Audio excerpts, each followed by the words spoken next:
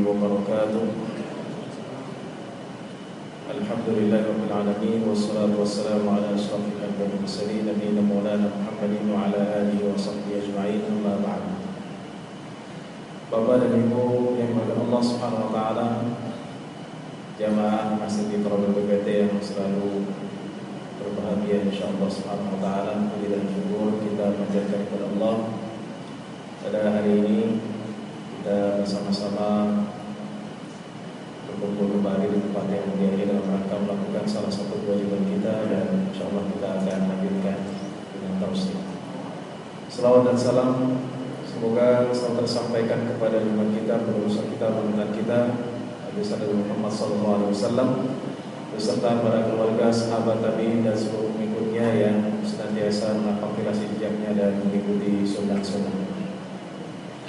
Bahwa dari berkat Allah Subhanahu wa taala, walaupun cuaca yang dingin dan juga banjir di beberapa tempat, tapi ini tidak mengurangi semangat kita untuk melakukan kewajiban kita dan juga untuk mengaji dan mengkaji kembali hadis-hadis Rasulullah SAW dan juga sejarah dari Rasulullah SAW.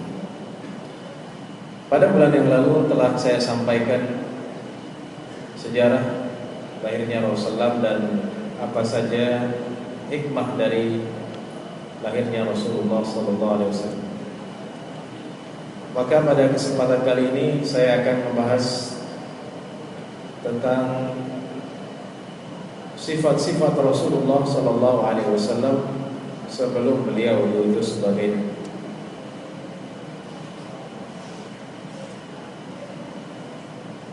Kenapa hal tersebut perlu saya sampaikan? Karena untuk menghilangkan anggapan bahwa Rasulullah SAW adalah manusia biasa atau memiliki kepribadian yang biasa sebelum beliau diutus sebagai Nabi dan Rasul. Kalau pada zaman sekarang kita sering melihat orang-orang yang mantan preman, mantan narkoba, dan mantan lain-lain yang menjadi dai dan kiai, maka sekali-kali tidak Rasulullah SAW adalah seorang yang melakukan dosa atau dulunya orang jahat, sekali-kali tidak. Rasulullah SAW adalah orang yang sempurna, yang memiliki akhlak yang tinggi, walaupun itu sebelum beliau diutus menjadi Nabi dan Rasul alaihi salatu wassalam.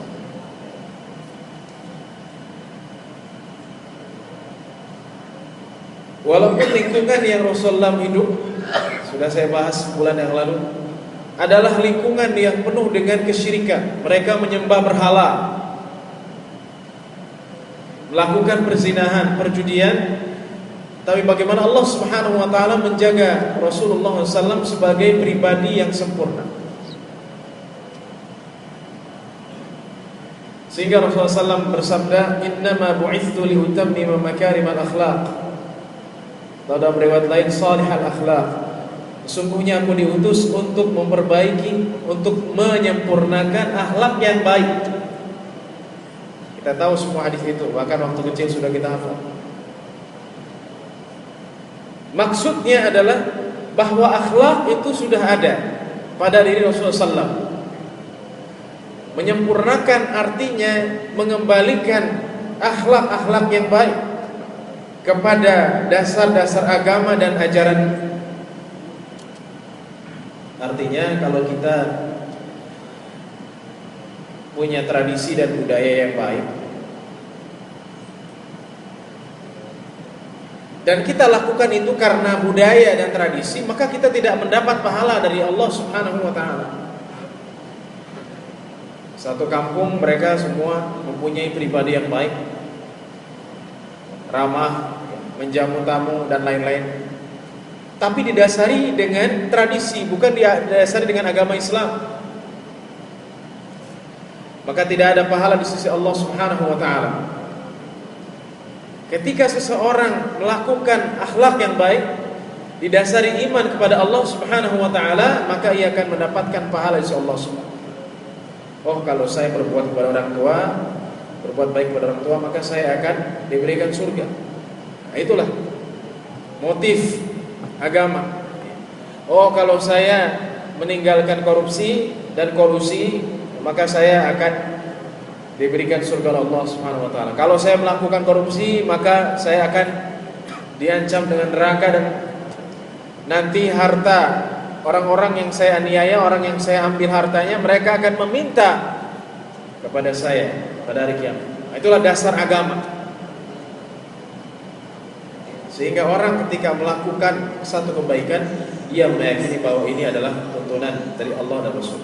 Dan ketika saya melakukan tuntunan dari Allah dan Rasulnya, maka saya akan mendapatkan pahala.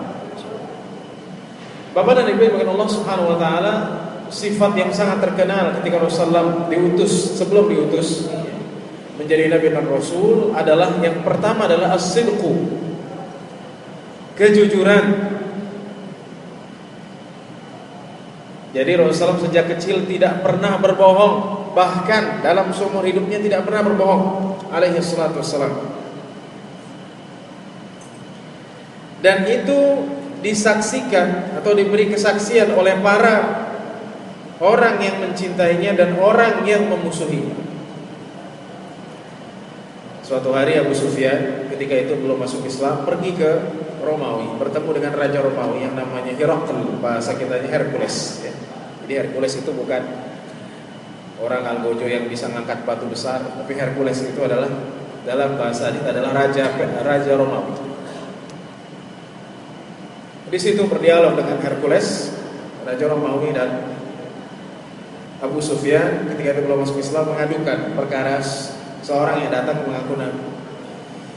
Sehingga ditanya, siapakah ia? Dia adalah Muhammad alaihissalam ya. Apa yang dia perintahkan? Dia memerintahkan untuk sholat, menyembah kepada Allah, untuk menjaga tali silaturahim. Siapa pengikutnya? Apakah orang yang kaya atau orang yang lemah? Orang-orang yang lemah. Kemudian ditanyakan, apakah engkau pernah menuduh ia dengan kedustaan? Apakah engkau pernah melihat ia berdusta? Kata Abu Sufyan, demi Allah kami tidak pernah melihatnya berdusta. Ya. Jadi sebenci apapun Abu Sufyan ketika itu belum masuk Islam kepada Rasulullah, tapi ketika ditanya apakah Muhammad itu yang kalian takutkan, alaihi wasallam ketika itu akan mengganggu komunitas Quraisy, pernah melakukan dusta, maka Abu Sufyan mengatakan ia tidak pernah melakukan dusta. Ya. Kemudian juga di Mekah ketika Rasulullah diberikan wahyu dari Allah Subhanahu wa taala, Abu Jahal berkata kepada Rasulullah, wahai Muhammad, sesungguhnya kami tidak mendustakan kau. Sesungguhnya kami tidak menganggap kau bohong, akan tetapi kami menganggap apa yang kau bawa itu bohong. Jadi Abu Jahal, Dengkot Quraisy mengatakan, demi Allah kami tidak pernah menganggap kau pembohong, karena memang Rasul tidak pernah bohong, alaihi wassalam. Akan tetapi yang kami anggap bohong adalah Al-Quran yang kau bawa. Artinya mereka lebih percaya kepada Muhammad sallallahu alaihi wasallam ketimbang Al-Quran. Silahkan bapak-bapak, ibu-ibu baca Al-Quran.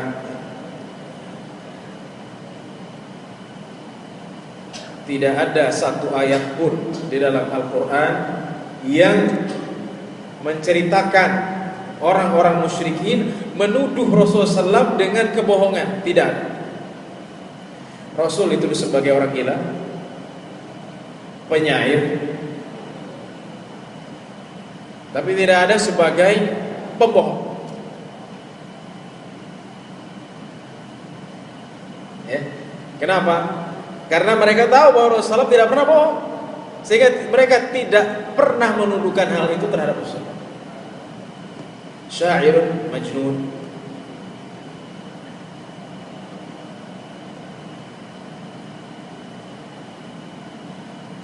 Oleh sebab itu sifat ini adalah sifat yang perlu kita teladani dan harus kita teladani,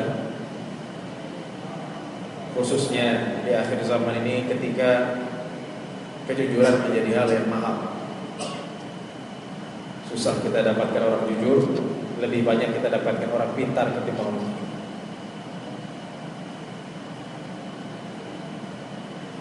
Yang kedua adalah sifat al-amanah. Amanah, mana itu artinya menjalankan yang dititipkan kepadanya, menyampaikan hak yang dititipkan kepadanya. Rasulullah SAW sejak kecil terkenal dengan sifat ini.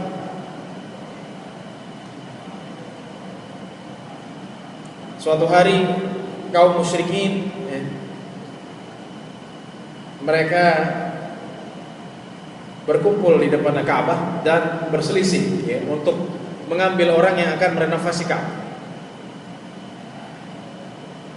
Karena orang yang merenovasi Ka'bah itu orang yang mulia ya. Kalau kita yang merenovasi masjid ya, itu adalah tukang, tapi orang yang merenovasi Ka'bah adalah orang pilihan. Mereka berselisih pendapat dan bertengkar siapa.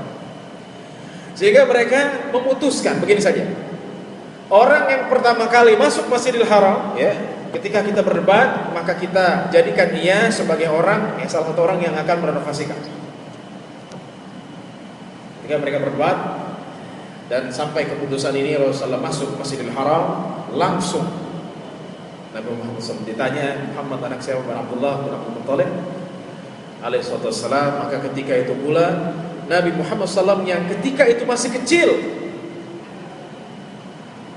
masih remaja, sedangkan mereka adalah kaum yang sudah dewasa, yang sudah sepuh ya, umurnya jauh dibandingkan Rasulullah yang ketika masih remaja, mengangkat Rasulullah sebagai salah seorang yang merenovasi Ka'bah. Kenapa? Karena mereka tahu bahwa Nabi Muhammad SAW adalah Al-Amin, terpercaya ya, bukan Al-Amin nama orang dulu terkenal sebagai koruptor. Al-Amin adalah gelar di mana Rasulullah diberikan kepercayaan. Dan kepercayaan itu adalah suatu yang tidak bisa dibeli ya Pak ya. Kalau orang percaya sama kita, maka orang tidak akan berpaling kepada orang lain, akan kepada kita terus. Percaya walaupun ya mungkin mengeluarkan biaya atau dana ya. Tapi karena kita percaya kepada orang, maka kita akan ke fulan saja, dia terpercaya. Menitipkan harta ataupun rumah ataupun ada hal yang harus dijaga, dia akan percaya. Tapi apabila kepercayaan itu kita sia-siakan, maka ini penting saya sampaikan, orang tidak akan percaya lagi kepada kita walaupun kita bertaubat. Ya. Kita punya pembantu misalnya, ternyata dia mencuri.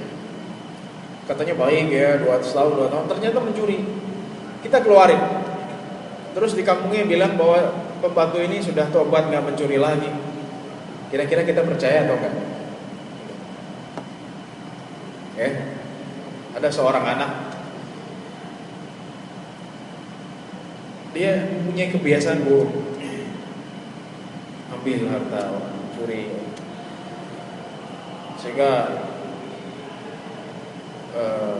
diinterogasi dan disuruh untuk sadar. Ya masih saudara ya, masih saudara si fulan.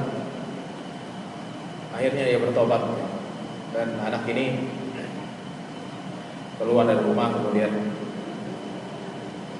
belajar pesantren dan lain-lainnya, sehingga ketika besar kita tidak ada perasaan dia sudah kembali, tidak akan mencuri lagi. Hingga suatu hari anak ini yang masih saudaranya datang ke rumah ya, sehari, 2 hari, 3 hari, duit pada hilang. Kemana? Nah, suatu hari dipergoki bahwa ketahuan bahwa si fulan mengambil duit itu. Akhirnya yang masih saudaranya bisa. Jadi dulu yang telah ia lakukan waktu kecil ternyata masih sudah lama waktunya, puluhan tahun ya, waktu kecil sekarang sudah lebih dari 10 tahun ia lakukan lagi. Kenapa? karena bekas. Jadi amanah itu susah. Kalau waktu dulu ia tidak amanah, maka untuk kembali untuk amanah, untuk diberikan kepercayaan, maka itu adalah hal yang sangat sulit. Walaupun dikatakan ia telah kembali. Jadi amanah. Pertama dari kepada Allah Subhanahu Wa Taala. Jadi sifat ini, sifat amanah ini adalah sifat yang luar biasa. Dan Rasulullah mempunyai sifat ini, terkenal dengan sifat ini. Bukan berarti orang Arab tidak amanah. Orang Arab terkenal dengan amanah. Seperti Abu Sufyan ketika ditanyakan bagaimana Muhammad SAW, beliau menjawab apa adanya. Muhammad SAW tidak pernah berbohong. Namun di tengah keadaan orang Arab yang juga terkenal dengan amanah, Rasulullah menampakkan sifat Muhammad SAW adalah orang yang paling alaihi wassalam. Sehingga dalam hadis Ibnu Umar dalam Syu'abul Iman, Rasulullah bersabda, arba'un man kunna fihi, atau arba'un idza kunna fihi fala ba'sa 'alaika ma fataka min ad-dunya. Arba'un man kunna fihi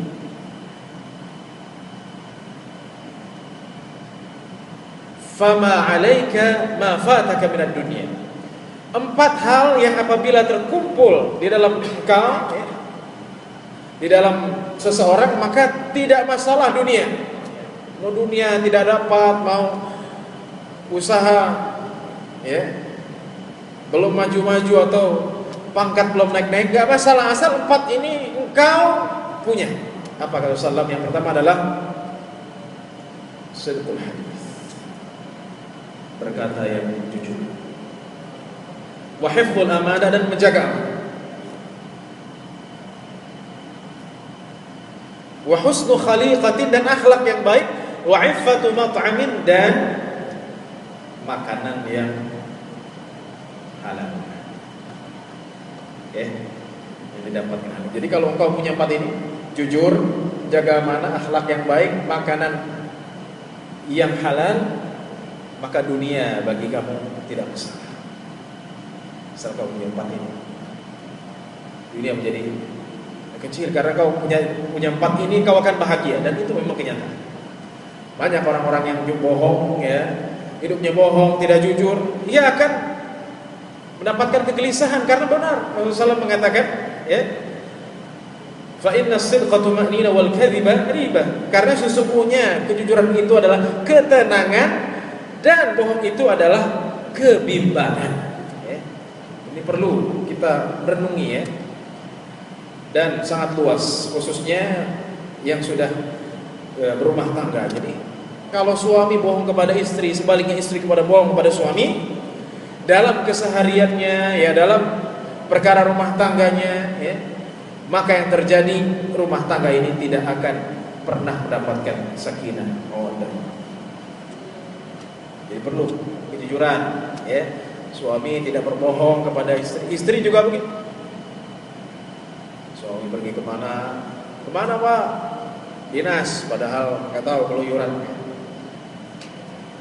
nyari istri lain atau yang melakukan yang diharamkan. Istri juga begitu.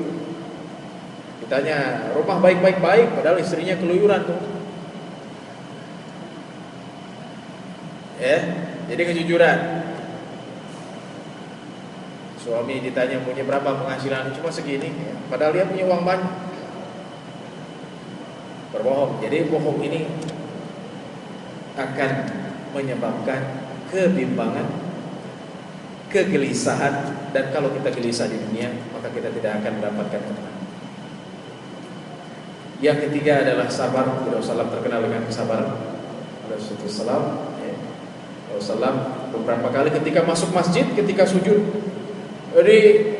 ditimpakan di pundak dan punggungnya kotoran hewan dan jeroan hewan. Dan Rasulullah tidak pernah marah. Bayangkan kalau kita lagi sholat, tiba-tiba ada orang di belakang nimpuk dengan kotoran hewan, kira-kira kita marah atau tidak? Marah, mungkin kita akan pukul atau. Rasulullah tidak melakukan itu. Rasulullah bersabar, tapi Rasulullah hanya menegur, ayu jiwarin hadza, ketetanggaan seperti apa? Rasulullah menegur, tapi tidak membalas. Dan yang terakhir sifat yang sangat terkenal ketika Rasulullah masih kecil, belum diutus sebagai nabi, jauh sebelum diutus menjadi nabi Rasul, adalah sifat malu. Jadi malu ini penting, bukan malu-maluin tapi malu. Kisahnya adalah Rasulullah ketika ditunjuk sebagai orang yang merenovasi Ka'bah. Karena orang yang merenovasi Ka'bah itu dua-dua bawa batu ya, berdua bawa batu. Ketika itu tersikap dari betis Rasulullah, sehingga Al-Abbas pamannya ketika itu belum masuk Islam mengatakan, betismu tersikap ya Muhammad. Ketika Rasulullah melihat betisnya tersikap, Rasulullah ketika itu pingsan karena malu. Ya. Dan ini adalah satu hal yang luar biasa. Di zaman sekarang yang orang mungkin banyak ya, pemuda-pemudi apalagi yang sudah tidak punya malu lagi. Ciuman di jalanan, pelukan di jalanan, pegang-pegangan, gandeng-gandengan ya, ataupun di TV cipika-cipiki sudah biasa. Tidak malu di hadapan Allah Subhanahu wa taala. Rasulullah kelihatan betisnya saja malu. Tapi banyak orang-orang ya, yang mereka Islam, mengaku Muslim, tapi sedikit sekali mempunyai rasa malu, senang mengumbar aib ataupun senang diumbar aibnya. Ya senang kalau masuk infotainment cerita ini saya begini-begini, wah saya sudah cerai, saya bermasalah. Kenapa itu terjadi? Karena sudah hilang rasa malu.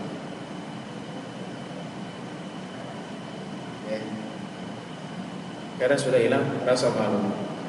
Ataupun para koruptor, kenapa melakukan? Karena sudah tidak ada rasa malu. Kata orang bermuka tembok, dia tidak punya rasa malu. Manapun dia mendapatkan lahan basah, dia melakukan hal tersebut, korupsi tersebut, tanpa ada rasa malu, biasa. Oleh sebab itu kita sebagai umat Nabi Muhammad SAW dengan sifat-sifat yang 4 ini, karena Rasulullah banyak, tapi ini adalah sifat, saya tekankan, adalah sifat Rasulullah yang sangat terkenal sebelum beliau Rasulullah menjadi Nabi dan Rasul. Semoga kita menjadi pengikut Nabi Muhammad SAW yang sesungguhnya dan meneladani segala apa yang beliau contohkan kepada kita semua. Alamin. Wassallallahu ala Muhammadin wa ala alihi wasallam. Ada pertanyaan?